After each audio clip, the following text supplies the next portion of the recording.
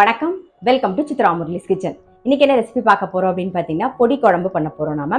இதுக்கு வந்து எந்த காய்கறி வேணாலும் யூஸ் பண்ணிக்கலாம். அதாவது வெண்டைக்காய், கத்திரிக்காய், சக்கரவள்ளி கிழங்கு, அப்புறம் சேப்பங்கிழங்கு, பூசணிக்காய், மஞ்சள் பூசணிக்காய் இதெல்லாம் யூஸ் பண்ணலாம்.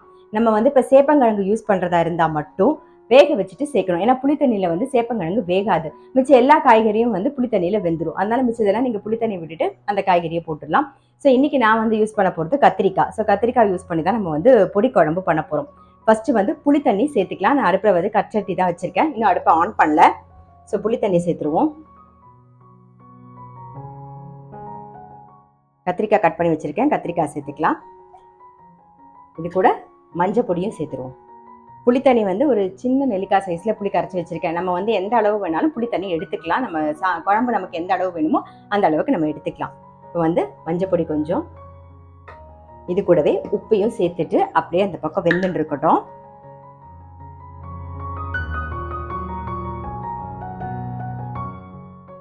அடுப்பை சிம்ல வச்சுட்டேன். இந்த பக்கம் கத்திரிக்காய் வெந்துட்டு இருக்கட்டும். அதுக்குள்ள நம்ம என்ன பண்ண போறோம்னா, இந்த பக்கம் வறுத்துக்க வேண்டியதுக்கு என்னென்னு பார்த்துடலாம். நாம கொஞ்சமா எண்ணெய் விட்டுக்கலாம். பெருங்காயம் வந்து கட்டி பெருங்காயம் சேர்க்கிறேன், ஒரு பீஸ் கட்டி பெருங்காயம். காரத்துக்கு வரமிளகா, ஸோ அது வந்து ஒரு 5-6 வரமிளகா. காரம் வந்து உங்களுக்கு தகுந்த மாதிரி பார்த்து போட்டுக்கோங்க. இதுக்கப்புறம் 2 டீஸ்பூன் தனியா, 2 டீஸ்பூன் தோரம்பருப்பு, 2 டீஸ்பூன் உளுத்தம்பருப்பு, 2 டீஸ்பூன் கடலைப்பருப்பு. ஃபர்ஸ்ட் இதை வறுத்துப்போம். இது கூடவே வந்து ஒரே ஒரு டீஸ்பூன் வந்து அரிசி சேர்த்துக்கலாம்.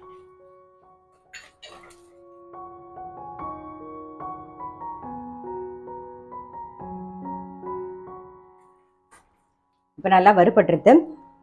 ஒரு 1/2 டீஸ்பூனுக்கு வெந்தயம் சேர்த்துக்கலாம். அவ்வளோதான்,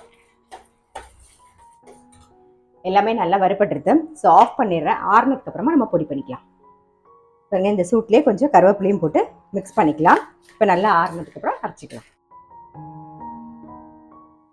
இப்போ நல்லா ஆறிடுத்து பொடி பண்ணிக்கலாம்.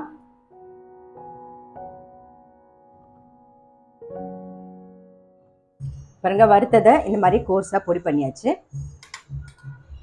இந்த பக்கம் கத்திரிக்காயும் நல்லா வெந்திருக்கு, பார்த்தாலே தெரியும். பாருங்க, நல்லா வெந்திருக்கு.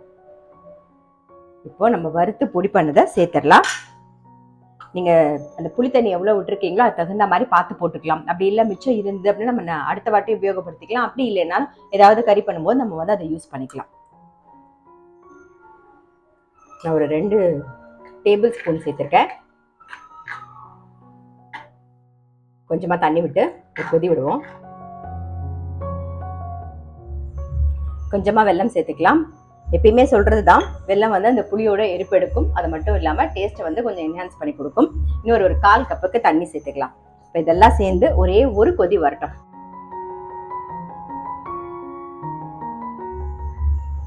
இந்த பக்கம் வந்து குழம்பு நல்லா கொதிச்சிருத்து. பொடி சேர்த்து கொஞ்சம் தண்ணி விட்டுருந்தோம், சேர்ந்தாப்புல நல்லா கொதிச்சிருத்து. இப்போ தாளிக்கிறதுக்கு இந்த பக்கம் கடாயில வந்து நல்லெண்ணெய் விட்டுருக்கேன். கடுகு மட்டும் தாளிச்சா போதும். ஸோ கடுகு சேர்த்துக்கலாம். அப்படியே கொஞ்சம் கருவேப்பிலை, அவ்வளோதான்.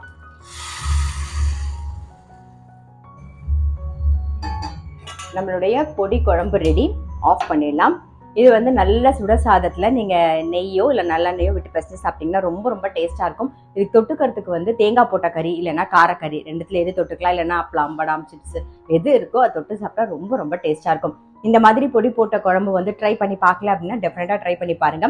இந்த குழம்புக்கு வந்து நீங்க வந்து கத்திரிக்காய், வெண்டைக்காய், அப்புறம் சக்கரவள்ளி கிழங்கு, சேப்பங்கிழங்கு, பூசணிக்காய், மஞ்சள் பூசணிக்காய் இதெல்லாம் சேர்க்கலாம். சேப்பங்கிழங்கு மட்டும் நீங்க சேர்க்கறதா இருந்தா வேக வச்சுட்டு புளித்தண்ணியில சேருங்க. மிச்சம் எல்லா காயுமே வந்து நமக்கு புளித்தண்ணிலேயே வெந்துடும். அதனால புளித்தண்ணி விட்டுட்டு மிச்ச காய்கறி சேர்க்கறதா இருந்தா சேர்த்துட்டு மஞ்சள் பொடி, உப்பு போட்டு வேக வச்சு எடுத்துருங்க. ரொம்ப ரொம்ப டேஸ்டா இருக்கும். ஸோ பொடி குழம்பு டெஃபினட்டா ட்ரை பண்ணி பாருங்க. நான் அடுத்த வீடியோல சந்திக்கிறேன்.